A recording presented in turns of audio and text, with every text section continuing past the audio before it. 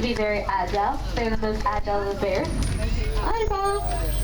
If you get a chance to see her face, kind of looks like she has glasses on, but that is also why she is known as the spectacle bear.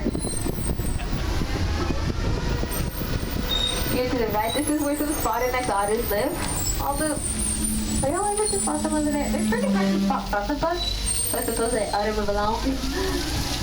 Oh, but I see the grizzly bears. So that there is Gander, Montana. Well, at least that's Scout. I don't know where Montana's at. Probably the other side of his habitat. You see, Chris, these two boys came to us from the talented Yellowstone National Park. Their mama was teaching them dangerous habits of scavenging inside trash cans. It's not only dangerous for us humans to have wildlife on our property, but it's quite dangerous for them, since some people want to push them off in aggressive ways. But thankfully, Fish and Wildlife were able to bring these two brother bears to us.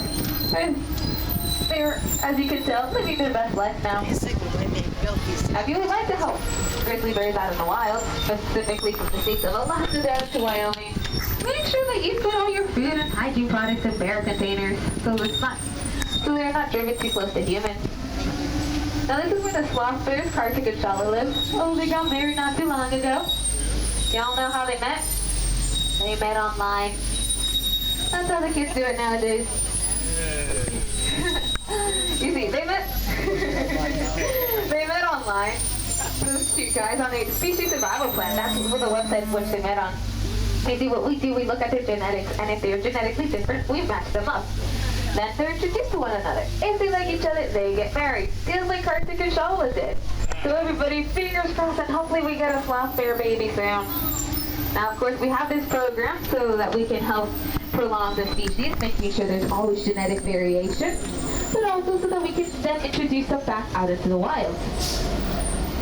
Now, we do have the lost forest here to our left. This is a miniature forest we built in the heart of San Diego. You see, they're like the lungs of planet Earth. They emit oxygen and help reduce carbon dioxide in our atmosphere. So plants are vital not only to our ecosystem, but also the atmosphere. We also have this is the tallest grass coming up here to the right. There it is, the bamboo. Bamboo is the tallest grass and one of the most sustainable materials on planet Earth, growing between 14 to 26 inches daily. Now, if you would like to help us out with our conservation efforts, another thing that you can do is reduce the amount of plastic use, such as cardboard plates, of course. Or find family toothbrushes and family cutlery sets that you can carry around with you. Here at Kwame Cafe, hello to everybody. Well, Kwame Cafe was actually named after the first giant panda cub that was successfully born here at the San Diego Zoo. You see, we're not only a zoo like we've talked about, we're a botanical garden, but we're also a conservation effort. And we did a lot of research and learned a lot of cool things about the giant pandas. Now, if you'd like to learn more about all the conservation efforts that we have going on at the moment, you can check us out on our San Diego Zoo webpage, which is sdcwa.org. Now, one of our other conservation efforts that we have going on is working with the South African penguins that you see over there to our left. Now, you see, when they poop, it's pretty important for them because that's what they use in order to nest. Right? But it's also known as white gold out in South Africa, where farmers are taking it to make fertilizer. Well, here at the San Diego Zoo, we learned that we're able to give them other materials that they're then able to use for nesting to help repopulate the species, of course. We are currently going through Africa Rock. Now, this is where a lot of our primates live. We have lemurs over here. There are 5 different species of lemurs that live here. That's the 300 going on planet Earth. I don't see any of them at the moment. Not sure any of them ever met. Now, some of them are pretty impressive. For 98% of our genetics or DNA is similar to bonobos, who belong to the primate family as well. Monkeys also have opposable stomachs like we do. If you see videos on YouTube, you probably see some of them texting on their phones like us humans as well. And a lot of them hierarchical societies, where they live in hierarchical societies just like we humans do, and their behavior is similar to ours. Now, we do have koalas coming up to the right.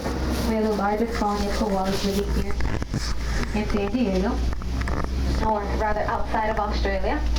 This is where the male koalas live. Those boys are very territorial, so they all have their own little bench they're fed. They absolutely love to eucalyptus leaves, but eucalyptus doesn't provide that many nutrients for them, which is why they can spend almost the entire day sleeping. They can sleep up to 22 hours a day. We also have our mother's work here to the right. This is where the mama koalas and their babies live. Not too long ago, one of the babies crawled out of their mama's pouch onto her back. So yes, koalas do have a pouch. You see, they are marsupials, so they are not bears. See, when a koala is born, they're the size of a little jellyfish. They crawl into their mama's pouch, where they continue growing up and developing. They don't grow to be very large, 2 to 3 feet tall at max. But as small as they may be, they actually make a very deep, loud, bellow sound. If you've never heard the sound a koala makes, check out the San Diego Zoo webpage, type in koala, scroll to the bottom, and hear the sound they make. I assure you, you will be baffled.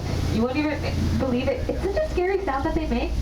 Oh, but the second time you hear it, you'll remember me, because I told you so. It's quite scary.